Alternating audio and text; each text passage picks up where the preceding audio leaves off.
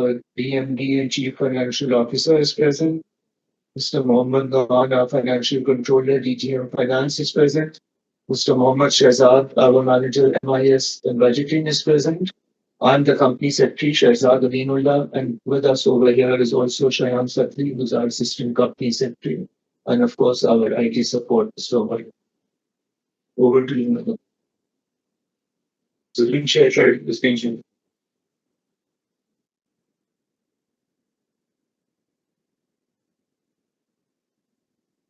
Thank you.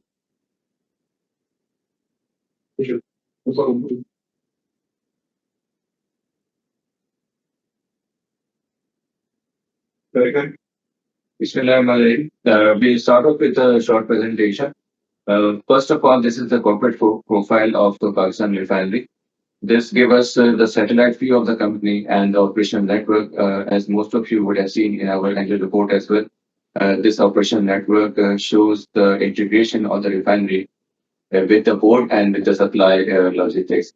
The refinery is connected with the port as well. It is connected with the supplier terminals, both at Kemari, and we also have gantries, and we are also connected with Pakistan International Karachi Jinnah Terminal. And then we have a spur line that is connected with the upcountry pipeline.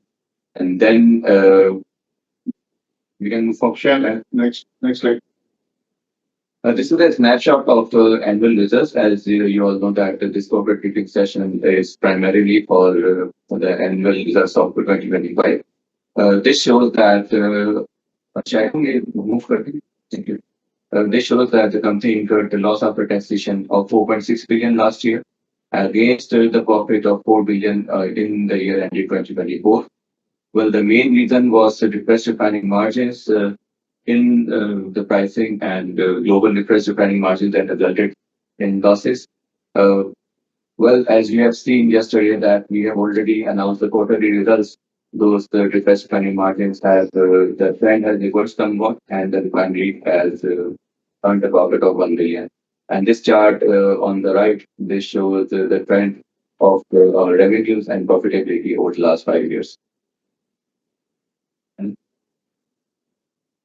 This is the balance sheet of refinery. As you can see that due to the losses, the accumulated losses number has increased. Can we screen on that? Can we?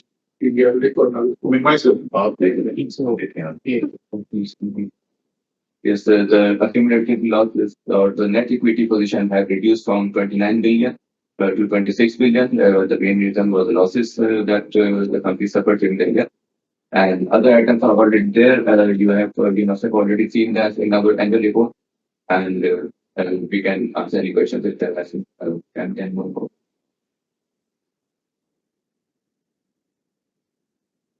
This slide shows the achievements of the refinery that the company achieved in the 2024-25. First of all, in the HSG production, the company produced 796,000 metric tons of HSD, which is the highest ever production of PRL in the history. We are talking about this last 60 years of operations. It was the highest ever production. And the second highest was 670,000. So we beat that milestone by a good 100,000 tons. So, and second is the MS production. Last year, the MS production was almost touching 300,000 tons, which is also the highest in the history. And then we'll talk about the refinery expansion upgrade project. The FEED for the project was completed in December of 2024. And then we moved forward and we issued the ITBs and we successfully received the bids from potential EPCF contractors towards the end of the year. This is a snapshot of key numbers. As you can see that the profits and the gross and net profit have come down. Net sales have increased, as you already know that we achieved the highest ever production. And then the current ratio for the year also increased from 1.04 to 1.06. Yeah. This slide shows the intake and production. Our primary reliance is on Middle Eastern crudes. As you can see that the major portion, almost 70% of the crude that the refinery process were from ADNOC, which is the Abu Dhabi National Oil Company, and then 20% of crudes were procured from Aramco, which is this Arabian oil company, Saudi Arabian oil company, and then 10% local crude was processed. In terms of production, our mainstay has been the HSD, which is 47%, and then MS, which is petrol, it was 17% of the total production, and furnace oil is 24%. You can also see that in comparison to 2024, the furnace oil production, we have got it down from 27% to 24%. So it was the big production achievement. And then others, which includes kerosene, jet, LPG, and that accounted for 12% of total production. We have also included a slide that shows the results of the first quarter that only came out yesterday. The company Alhamdulillah posted a profit of 1 billion, as in comparative last year, September. There was a loss of 2.3 billion. As I said earlier, that the margins have recovered from the low of last year. That resulted in the profits during the year. This is a short presentation. The question is, the floor is open now for question and answers. Yeah, you can You know how to try it. Yes.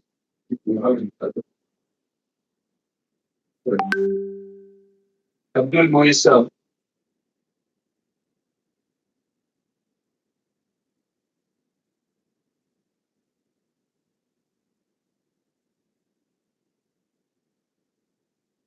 Abdul Moisa.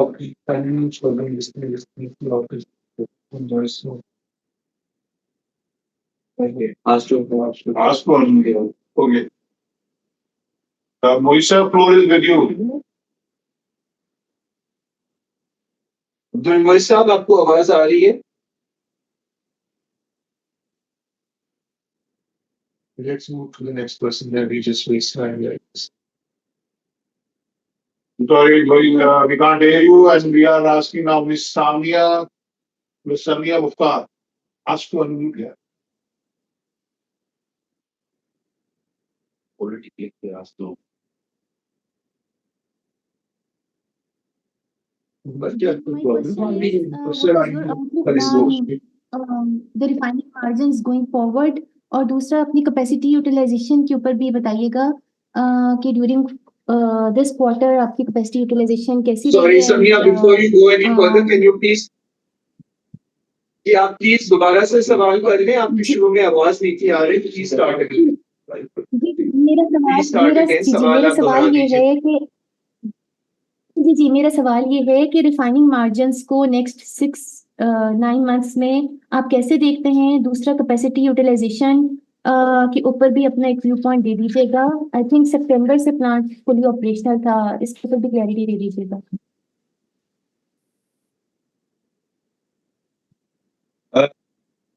देखिए, ये तो बड़ा मुश्किल सवाल है कि आप refining margins को कैसे दें. मेरी आवाज आ रही है आपको? देखिए, capacity utilization, as far as capacity utilization is concern, हमारी कैपेसिटी यूटिलाइजेशन जो है वो it remain between 80 to 85%. So which is a very good number because आपको 100% के लिए आपको HSF को आपको हैवियर क्रूड पे जाना पड़ता है, एंड देन इफेक्टिवली जो है वो HSF को प्रोडक्शन जो है वो ज्यादा हो जाती है और आपके जो मार्जिन्स हैं वो रिड्यूस हो जाती है. So last year a very good capacity utilization. As far as the margins are concerned, the last year the margins have been low. ये जो क्वार्टर हमने अभी कंप्लीट किया है, the margins are relatively a lot better than the last year. Moving forward, apparently जो अक्टूबर का महीना है उसमें मार्जिन ठीक लग रहे हैं. However, I mean, it is extremely difficult to predict कि वो मार्जिन कैसे रहेंगे, क्योंकि ये जो मार्जिन्स हैं ये इंटरनेशनल सप्लाई और डिमांड पे काम कर रहे होते हैं. जियोपॉलिटिकल सूरत हाल कैसी होती है, दुनिया में जंगें कितनी हो रही हैं, अवेलेबिलिटी ऑफ फ्रूट कितना है, अवेलेबिलिटी ऑफ प्रोडक्ट्स कितने हैं. तो it is extremely difficult to predict the margins. Now हम क्या कर सकते हैं? Effectively, as far as the refineries are concerned, refineries को क्या करना चाहिए as far as GRM को increase करने के लिए? देखें, जैसे जैसे हमने ये कहा कि हमारे अगर आप हमारी प्रोडक्शन स्लेट को देखें तो प्रोडक्शन स्लेट जो है वो उसमें कुछ नेगेटिव मार्जिन प्रोडक्ट्स हैं और कुछ पॉजिटिव मार्जिन प्रोडक्ट्स हैं। जो नेगेटिव मार्जिन प्रोडक्ट्स हैं वो HSFO है, फर्नेस ऑयल है, और जो पॉजिटिव मार्जिन प्रोडक्ट है, जो सबसे पॉजिटिव मार्जिन प्रोडक्ट है वो आपका डीजल है और उसके बाद MS है। तो the more products that you produce, जो पॉजिटिव मार्जिन प्रोडक्ट्स को ज्यादा प्रोड्यूस करेंगे, आप इफेक्टिवली आपके GRMs बढ़ जाएंगे। And this is exactly what happened we in the last year. जैसे नुमान ने आपको बताया कि आपने 8 लाख टन डीजल बनाया है और उसका उसका मकसद यही था कि हम अगर ये हम 8 लाख टन डीजल ना बनाते तो हमारा ये जो जो लॉस है जो इस वक्त आपको नजर आ रहा है, इससे कहीं ज्यादा आपको लॉस नजर आता। इसी तरह MS। तो हमारा फोकस अभी भी यही है कि हम डीजल को और MS की प्रोडक्शन को बढ़ाएंगे, फर्नेस ऑयल की प्रोडक्शन को कम करेंगे, और इससे जो है वॉट जो मार्जिन होंगे हमारे बढ़ेंगे। इंटरनेशनल मार्जिन्स को जो है, इंटरनेशनल क्रैक्स को जो है वो हम इम्पैक्ट नहीं कर सकते, लेकिन हम अपनी एफिशिएंसीज को बढ़ा सकते हैं मार्जिन्स इंप्रूव करने के लिए। And this is exactly what we are doing. Thank you. Next is Abdul Moisa. Can you please, this is the second chance you are getting.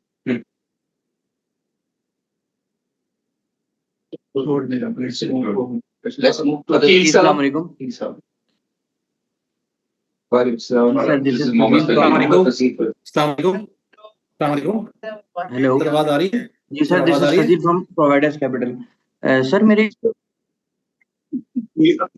एक उनको पहले अपनी साहब ऑफर म्यूट कर दें, एक और ब्रेक करें। ये फजील साहब ओवर टू यू। जी अस्सलाम वालेकुम सर। सर मेरे एक दो क्वेश्चन थे रिगार्डिंग स्लेट। सर जैसे जैसे मेरी अंडरस्टैंडिंग बेसिकली ये है कि अगर आप रिफाइनरी को 100% जो है यूटिलाइजेशन पे चलाते हैं तो जिसकी वजह से फर्नेस ऑयल आप ज़्यादा प्रोड्यूस करते हैं, तो एक ऑप्टिमल लेवल होता है, आई थिंक 50-60% पे आप लोग चलाते हैं, तो जिसकी वजह से एक ऑप्टिमल GRM आप लोग ऑब्टेन करते हैं। तो क्या सर ये यूटिलाइजेशन से क्या जो स्लेट होता है रिफाइनरी का वो भी चेंज हो सकता है, या ये बिल्कुल स्टैटिक होता है, या ये इसमें थोड़ी बहुत वेरिएशन आ सकती है? सर एक मेरा क्वेश्चन ये है सर, अगर मैं 1 बाय 1 कर लूं। हाँ पहले ये देखें, जो यूटिलाइजेशन से स्लेट जो है वो चेंज हो जाएगा। ना सिर्फ स्लेट चेंज हो जाएगा बल्कि यील्ड्स भी चेंज हो जाएंगी। फॉर एग्जांपल अगर आप हेवियर क्रूड पे जाएंगे तो आपकी यील्ड्स बदल जाएंगी, तो आपका फर्नेस ऑयल जो है बढ़ जाएगा और डीजल आपका कम हो जाएगा। तो आपने ये ठीक कहा कि वो ऑप्टिमम एक लेवल है जो कि हम उसको अचीव करने की कोशिश करते हैं, और हमारे केस में दैट ऑप्टिमम लेवल डिपेंड करता है कि आप कौन सी क्रूड रेसिपी इस्तेमाल कर रहे हैं। सो द क्रूड को, जो कौन सा क्रूड इस्तेमाल करना है, आपने अभी अखबारों में पढ़ा होगा, और हमने बोनी लाइट हमने इस वक्त इस्तेमाल कर रहे हैं। तो Bonny light is a crude जिसमें डीजल की जो है वो क्वांटिटी ज्यादा है। So when you use Bonny light, obviously वो महंगा है, तो वी हैव टू सी कि वो खुद की कमर्शियल वायबिलिटी कैसी बनती है। तो depending upon the crude and it's yields, आप जो है वो यूटिलाइजेशन को मैक्सिमम यूटिलाइज करने की कोशिश करते हैं, या लेट्स से ऑप्टिमम यूटिलाइज करने की कोशिश करते हैं। अब दूसरा सवाल कर लें। जी सर, दूसरा मैं ये इस पे आपसे ऐड ऑन करना चाहूंगा, लेकिन सर बहुत ज्यादा वेरिएशन तो नहीं होगी ना स्टेक, मतलब जो स्लेट है उसके अंदर बहुत ज्यादा वेरिएशन तो नहीं आएगी ना? मतलब अगर आप रिगार्डिंग बहुत ज्यादा नहीं आती, लेकिन अगर आप 80-85% पे जो है वो यूटिलाइजेशन पे कर रहे हैं, तो आपको परसेंटेज वाइज बहुत ज्यादा फर्क नहीं पड़ता, शायद 2-3% का फर्क पड़ जाता है। ठीक है सर, गॉट इट। अच्छा सर, दूसरा क्वेश्चन मेरा रिगार्डिंग रिफाइनरी अपग्रेडेशन जो वो है प्रोजेक्ट है जैसे PRL ने साइन किया हुआ है, उसके हवाले से पूछना सर कि ये चीज़ तो काफ़ी टाइम से 2 साल से अभी एक इशू बन चुका है, तो इस पे क्या लॉबी कर रही हैं रिफाइनरीज गवर्नमेंट के साथ, और वो किस तरीके से चीज़ें आगे बढ़ रही हैं, और आप लोग कितने होपफुल हैं उसके अंदर कि उसमें कुछ जो है ना कोई, क्योंकि IMF की रिस्ट्रिक्शन भी है, जैसे अभी बातें हो रही थी कि सेल्स टैक्स लगा देंगे या कुछ इस तरीके से कर देंगे, तो उसमें मतलब अभी तक उसकी उसकी थोड़ी सी आप मुझे बता सकें अगर प्रोग्रेस क्या है अभी? देखिए, द मेन इशू जो अभी अभी आउटस्टैंडिंग है ना, वो सेल्स टैक्स का इशू। और गवर्नमेंट अंडरस्टैंड करती है, और government is trying to find a solution. Sales tax को हमने कैसे इसको हैंडल करना। आपने ये देखा कि 2024-25 में उन्होंने सेल्स टैक्स पूरे का पूरा साल जो है ना वो हमको नहीं दिया था, लेकिन इफेक्टिवली उन्होंने फिर एक एक फैसला कर लिया कि ये जो 2024-25 का सेल्स टैक्स है, ये आपको 25-26 में मिल जाएगा, और वो इस वक्त हमें मिलना शुरू हो गया है। So effectively they realize कि ये सेल्स टैक्स, however उन्होंने इसका परमानेंट इलाज नहीं किया अभी तक। तो उन्होंने 1 साल का इलाज कर दिया था, लेकिन उसको परमानेंट इलाज नहीं किया। हमारा ये ख्याल ये है कि सूनर और लेटर इसको परमानेंटली इलाज इसका कर दिया जाएगा। We are in touch with the government. Government से हम जो है वो इस वक्त राब्ते में हैं, हम सब तमाम रिफाइनरीज, और हम रिफाइनरी पॉलिसी की रिवीजन पे काम कर रहे हैं। तो देर आर सर्टन प्रपोजल्स जिसको जो कि इस मसले को हल कर देंगे, और once there the agreement is reach between the refineries and the government, hopefully ये मसला जो है वो परमानेंटली हल हो जाए। सर वैसे Thank आदिल you. साहब कह रहे थे कि 10 से 15% कॉस्ट बढ़ जाएगी, वकील तो आप साहब। लोगों की कितनी कॉस्ट बढ़ जाएगी? बस ये लास्ट क्वेश्चन सर, ये बता दीजिएगा। देखिए 10 से 15% कॉस्ट, सर देखिए 10 से 15% कॉस्ट उस वक्त बढ़ेगी अगर ये जब मसला सेल्स हल टैक्स का मसला हल नहीं होगा। हम्म, तो तो जब सेल्स टैक्स का मसला हल हो जाएगा तो फिर ये कॉस्ट नहीं बढ़ेगी। ठीक है sir, thank you so much. हाँ, Thank you. अस्सलाम वालेकुम। अस्सलाम वालेकुम। वकील साहब आप अपना जी जी Welcome. Sir first of all my question is कि करंटली सर जो फर्स्ट क्वार्टर में जीआरएम क्या रहे थे और FY25 में जीआरएम क्या रहे थे, पहला क्वेश्चन यही है sir. Secondly sir actually duty structure इस वक्त क्रूड ऑयल का और एमएक्स का और हाई स्पीड डीजल का क्या है, और थर्ड वन है कि क्या कोई शेड्यूल मेंटेनेंस FY26 में आप लोगों का है।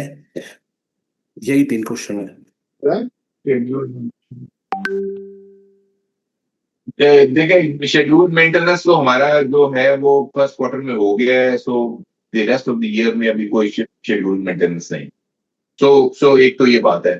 जो आप ड्यूटी स्ट्रक्चर की बात कर रहे हैं, देखें क्रूड का ड्यूटी स्ट्रक्चर ये है कि क्रूड पे 5% आप कस्टम ड्यूटी देते हैं, लेकिन you are suppose to recover that crude की जो ड्यूटी है थ्रू डिफरेंट मैकेनिज्म। तो ये सो इफेक्टिवली जो नेट इम्पैक्ट है ना वो नहीं होना चाहिए। जो प्रोडक्ट पे है वो तो 10% एमएस पे है, 10% डीजल पे है, जिसमें से डीजल पे हमें जो है ना इस वक्त बाकी रिफाइनरीज को 7.5% रिटेन करने की इजाजत है, और हमें भी। और उससे जो ऊपर वाला है 2.5% और 10% एमएस का है, वो एस्क्रो अकाउंट में जा रहा है बिकॉज हमने उसको साइन कर दिए। बाकी तीसरी बात अब DRM के सवाल पूछे कि DRM जो अभी नुमानी प्रेजेंटेशन आपको दिखाई थी कि DRM has improved in this first quarter, तो वो तकरीबन आप ये समझिए कि हमारे जो पॉजिटिव नंबर आया था, हमारा जो इस क्वार्टर में हमने क्लोज किया है DRM, हमारे तमाम एफर्ट्स की वजह से जो है we were able to have a DRM of $5। ठीक है और सर फिस्कल ईयर हाँ, फिर कुछ FY25 में कितना था सर? FY25 में कितना था सर, ये बता दें। और सर एक 25 एक ये था कि पिछला सर साल गुजर गया, आपने उसकी बात क्या है?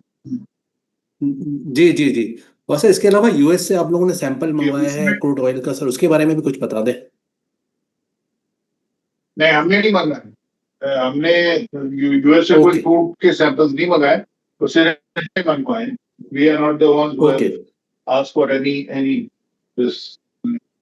ठीक है, थैंक यू। फरहान महमूद साहब। जी अस्सलाम वालेकुम। क्या हाल है? ठीक अच्छा सॉरी, अब्दुल साहब का एक सवाल था कि फरहान साहब इधर एक मिनट में, अब्दुल साहब का एक सवाल रह गया था कि उन्होंने पूछा कि what was the GRM for the year financial 25। We have the GRM of about $1.5 per barrel. अब उसको $2 ओके तक 1.5 से $2 के बीच में रहा था। This was the GRM that we had in the financial year 2025। जी थैंक यू अब्दुल साहब। फरहान साहब ओवर टू यू। ओके जी जी शुक्रिया। अच्छा जी, सबसे पहले तो ये कि कुछ डेवलपमेंट्स हुई थी अभी रिसेंटली मिडिल ईस्ट के अंदर, और ये भी बात आ रही थी कि शायद मिडिल ईस्ट जो है वो थोड़ा इंटरेस्टेड है रिफाइनरी सेक्टर में। तो पीआरएल के हवाले से कोई इस पे कुछ हो सकता है कि कोई न्यूज आगे जाके कि आप देखें कि स्टेक कोई, क्योंकि बड़ा प्रोजेक्ट है बहुत, अगर कोई स्पॉन्सर्स दूसरा आता है, पहले भी शायद आप लोग डिस्कस करते रहे, तो अभी तक कोई इल्म है इसके बारे में कुछ?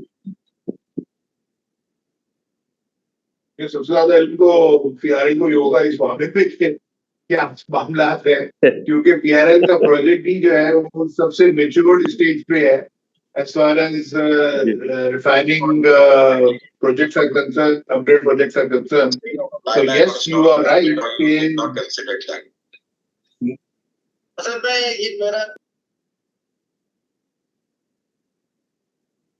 जी तब अगर पीछे से बैकड्रॉप से आवाज आ रही तो उसमें मैं आपके सवाल पूरा जवाब भी दे पा रहा, लेकिन बहरहाल coming back to your question, देखिए there are discussions going on with prospective investors जिनका ताल्लुक जिस तरह आप कह रहे हैं मिडल ईस्ट से भी है, तो हम तो अभी इसको एक्सप्लोर कर रहे हैं। और ये आपको पता है कि मतलब ये कोई ओवरनाइट तो कोई भी चीज नहीं होती। जियोपॉलिटिकल एनालिसिस, रिफाइनिंग सेक्टर के अपने challenges, not everyone will be willing to come to refining sector. There are people, of course, only with background will be coming and showing interest. So yes, it's an ongoing process. We are keeping our fingers crossed. It's a challenge, but inshallah, we will be successful. Ahmed Hassan sir. एक minute, Farhan साहब आपको कुछ और भी सवाल था? फरहान साहब unmute की हुआ है भाई फरहान साहब।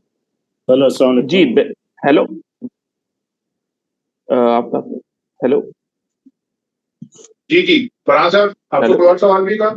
जी हाँ, बस मेरा एक सवाल था कि आप लोग ये बोनी लाइट क्रूड भी ले रहे हैं। अच्छा, इसकी प्राइस जो है वो गालिबन बहुत ऊपर होती है, मतलब मेरे ख्याल में $9-10 ऊपर होती है अरब लाइट से। लेकिन आपको अगर अभी देखें तो WTI को इस $6-7 नीचे चल रहा है अरब लाइट से। तो अगर हम WTI को देखें तो वो बेहतर क्रूड है या बोनी लाइट है, अगर हम यील्ड के हवाले से देखें, आप क्या कहते हैं? देखिए, आपसे सवाल पूछे कि बोनी लाइट और WTI क्रूड यील्ड के हवाले से बेहतर है, आपने ये सवाल पूछा है, अगर मैं आपकी बात सही मैंने जी सुनी हो। मतलब मैं हाँ, प्राइस के हिसाब से भी और यील्ड को दोनों को अगर कंपैरिजन करें तो बेहतर WTI है या बोनी लाइट है? देखिए, असल में जो इसकी as far as the economics are concern, वो तो डिपेंड करती है कि जिस वक्त हमने कॉन्ट्रैक्ट किया बाय करने का, चाहे वो बोनी लाइट हो या उसको मैं कंपेयर करूं WTI से, तो उसी वक्त मैं किसी स्टेज पे कंपेयर कर सकता हूं कि कौन बेहतर है, कौन यानी इन टर्म्स ऑफ प्राइसिंग। और फिर उसके बाद उसकी जो यील्ड है, जो अभी आपने सवाल पूछा, जो अभी थोड़ी देर पहले किसी और को भी MD साहब जैनी साहब ने एक्सप्लेन किया था कि बोनी लाइट के अंदर कंपोजिशन जो है वो मिडिल डिस्टिलेट्स की 50% तक आ जाती है, और उसके अंदर जो सल्फर कंटेंट है वो भी रिलेटिवली लो है। तो अभी हम चूंकि प्रोसेस कर रहे हैं, तो हमारे लिए जो इस वक्त मैं आपको ये ऐसे लेवल पे ऐसे बेसिस भी बहुत बता सकता हूँ कि बोनी लाइट इज अट्रैक्टिव। अच्छा, ये अट्रैक्टिव मैं उस हवाले से कह रहा हूँ जहां पे हम बात कर रहे हैं विद रिगार्ड टू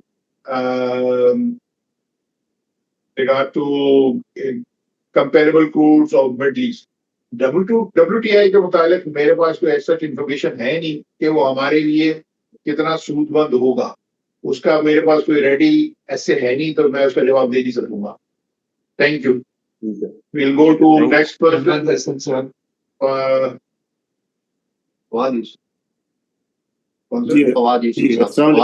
अपना सवाल कर सकते हैं।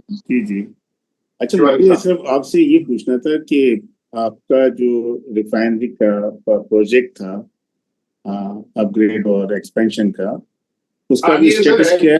पहले बात तो मैंने ट्राई कर दी। हेलो, कनेक्ट कर दूं कि था नहीं है, इट इज स्टिल माशाल्लाह very much on the track. अभी तो हमें ऐसे ही लगता है जैसे कि था।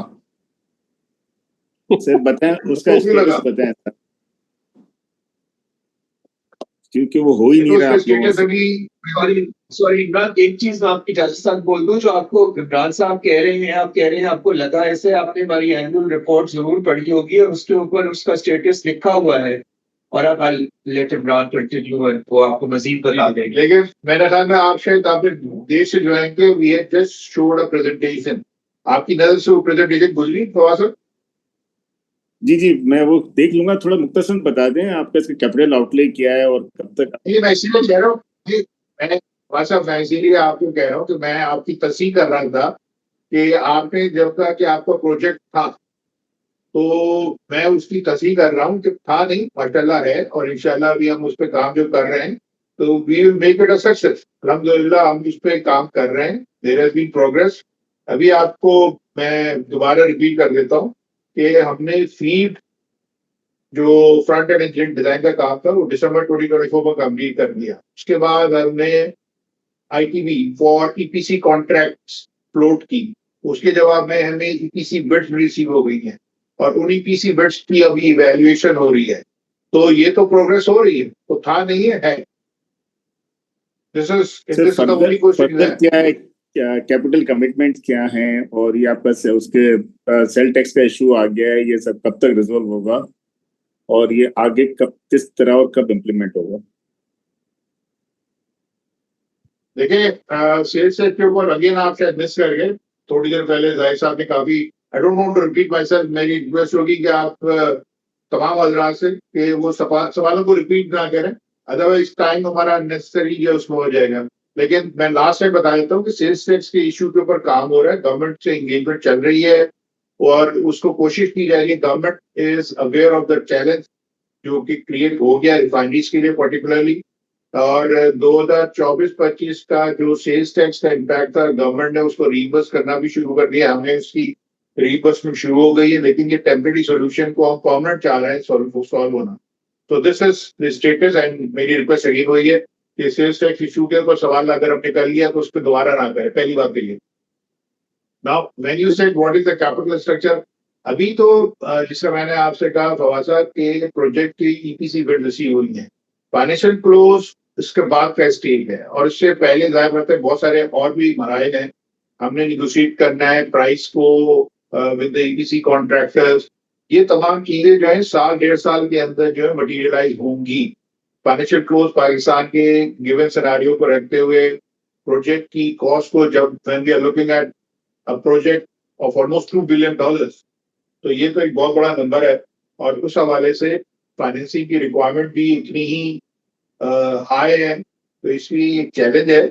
और कैपिटल स्ट्रक्चर जाहिर बात है, चूंकि पीएसओ हमारी पेरेंट कंपनी है, तो उसकी सपोर्ट हमें मौजूद है और उसकी कमिटमेंट के बगैर हम आगे बढ़ नहीं सकते। तो पीएसओ की ही सपोर्ट के साथ भी प्रोजेक्ट आगे चल रहा है, एंड इंशाल्लाह we will come to the we will make the necessary announcements as we progress. Thank you. चलिए जी, thank you very much. Ahmed Hasan Sahab, आप अपना सवाल कर सकते जी अस्सलाम जी, अलमीज़ान से अहमद हसन मेरा नाम है। अच्छा, मेरा सिर्फ सवाल ये था, आप ये जो अभी $5 का GRM बेसिकली कह रहे हैं, इसमें ये क्या IFEM का जो आपका सॉरी आंसर नाम दे दो। अहमद हसन नहीं, जी, कुछ और नाम बताया। अलमीज़ान इन्वेस्टमेंट से अहमद हूँ, मैं हसन, अहमद sorry। हसन हूँ। अच्छा, बस मैं ये सब एक जी, क्लैरिफिकेशन चाह रहा था। आपने ये जो $5 का GRM अभी कोट किया, इसके अंदर क्या IFEM की रिइंबर्समेंट शामिल करके ये $5 है, या इसके इसको एक्सक्लूड करके हो रहा है ये? IFEM रिइंबर्समेंट से क्या मतलब है आपका? ये जो आपको सेल्स टैक्स के अगेंस्ट IFEM के पूल से पैसे शायद मिल रहे हैं, जो सेल्स टैक्स का जो इशू चल रहा था, तो इसके अगेन जो रिइंबर्समेंट है, ये क्या इसकी वजह से GRM बढ़ रहा है, या दिस इज एन इंटरनेशनल जो भी नहीं फिनोमिना है नहीं वो है? नहीं नहीं नहीं नहीं नहीं नहीं नहीं नहीं, देखिए ऐसी कोई बात नहीं है। जीआरएम का ताल्लुक ये सेल्स टैक्स की जो आईपीएम की रिइंबर्समेंट है उससे नहीं है, वो तो पिछले साल की रिइंबर्समेंट थी ना। तो रिसीवेबल अमाउंट था, तो that has got nothing to with the GRM। पहली बात तो ये मैं क्लियर कर दूं। इसलिए sales tax reimbursement of 2024-25 has no bearing, no impact on the GRM that we earned in first quarter 25-26. ठीक है? Right, thank you. Thank you. Question in chat box. I think अगर आप मैं जरा कुछ हम चैट बॉक्स को भी देख लेते हैं ताकि यहाँ पे भी कुछ सवाल क्लियर होते चले जाए। तो first question is from mister Nayab Nadir presentation. आइए, what percent total utilization of local source and what is the average rate of crude oil purchase price और development of government refining policy की हम बात कर चुके हैं। Average rate of crude oil purchase price जो थी हमारी तकरीबन जो पूरे साल की रही है, आप मैं आई अंडरस्टैंड के आई अज्यूम रादर कि आप शायद पिछले साल की बात कर रहे हैं। तो पिछले साल की हमारी एवरेज क्रूड प्राइस जो थी वो $75 थी। आगे जी, और बाकी दो सवालों का पहले जवाब दे चुके हैं। Can you confirm the per barrel freight it takes for the refinery to in-house the crude oil? Abdul मोई साहब का सवाल था। तो मोई साहब, इसका जवाब ये है कि हम चूंकि मिडल ईस्टर्न शोर्स से कराची लेकर आ रहे हैं, तो हमारा तकरीबन जो फ्रेट इस वक्त आ रहा है वो $1.3 से $1.5 पर बैरल की रेंज में हमें पड़ रहा है आज की असेसमेंट। ठीक है जी। जयान बाबर साहब का सवाल रिपीट है, मैं don't want to comment on it. Ali Akbar साहब का भी जवाब हम दे चुके हैं। उससे पहले अब्दुल वहाब साहब को what is the estimate capex under the upgrade plan, मैंने भी थोड़ी देर पहले बताया था कि हमारा $1.8 to $2 million प्रोजेक्ट कॉस्ट है। GRM का भी जवाब दे चुके हैं। अब्दुल बोई से फरमा रहे हैं, as per my understanding the research cost has now come down to 0, is it so? Can you please share the estimated number? मैं if I understand the question correctly, आप ये पूछना चाह रहे हैं कि जो हमने प्रोजेक्ट से रिलेटेड कॉस्ट को चार्ज आउट किया है, ये उसकी बात कर रहे हैं। जवाब ये है कि जी हाँ, हमने उस प्रोजेक्ट कॉस्ट को चार्ज आउट कर दिया है इन द ईयर 24-25। उसकी अब कोई मजीद इनकरिंग नहीं हो रही है। सिर्फ एक एलिमेंट जो उसकी फाइनेंसिंग से रिलेटेड है, तो उस अमाउंट को हम कंटिन्यू टू चार्ज आउट करेंगे till the time we financing is fully repaid. चलिए, प्रोक्योरिंग ये जवाब हो चुका है। ये तो दोबारा रिपीट हो रहा है। What is the conversion cost per barrel? Dollar पर बैरल। अच्छा देखिए, ये कन्वर्जन कॉस्ट जो है ना, मैं कोई ये आपको बता सकता हूँ कि ये वेरी करती रहती है। ज़ाहिर बात है, आपको एक एलिमेंट कोई भी there are variable and fixed factors in the conversion cost. तो जो हमारा पिछला साल जो गुजरा कंप्लीट हुआ 25, उसके अंदर हमारी पर बैरल कन्वर्जन कॉस्ट वो $3.5 बैरल। ठीक है जी। MS and diesel production number ये आपको मिल जाएगा इन दी प्रेजेंटेशन, जो हमारे जो हम अपलोड कर देंगे on our website. We will get the numbers from there. Please confirm inventory gain impact in $5. Please confirm inventory gain impact. That's an interesting question. आप इसको मैक्सिमम भी अगर आप करेंगे ना, तो मैं $0.5 से ज्यादा नहीं समझता in the overall GRM of $5 in the first quarter maximum. Please confirm delivery charge per day. ये तो आप उनसे चेक करें। मेरे ख्याल में PNSC से वो आपको ज्यादा अच्छी तरह बता सकेंगे, क्योंकि वो हर एक का डिफरेंट होता है, डिपेंड करता है टैंकर टू टैंकर एंड का। तो हम तो कोशिश करते हैं कि डिलीवरी हमारे पर आई। सेल्स एक्सक्यूट अमाउंट एज सितंबर 30th आए, ये 2.2 बिलियन रहा है। इसके ऊपर जो एज सितंबर का नंबर है, ये receive energy is used per barrel. Fine. Wow. This is one.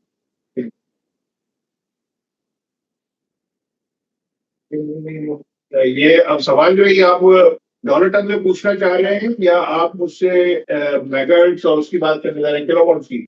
ये मुझे नहीं पता।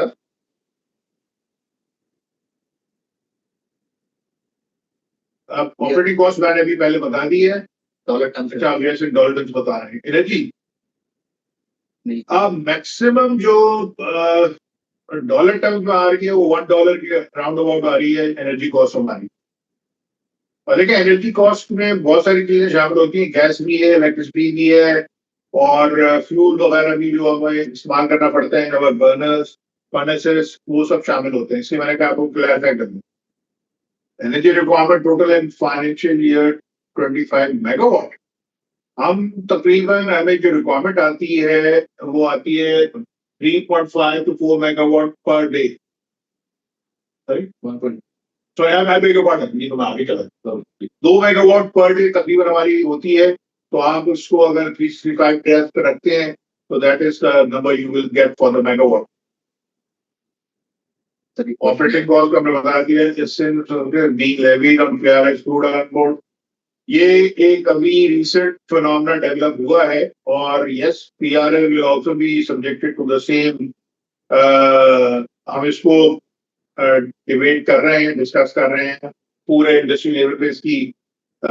इसका इम्पैक्ट है, नेगेटिव इम्पैक्ट है, and we have taken it with our ministry also, and ये issue is a serious issue which we need to tackle.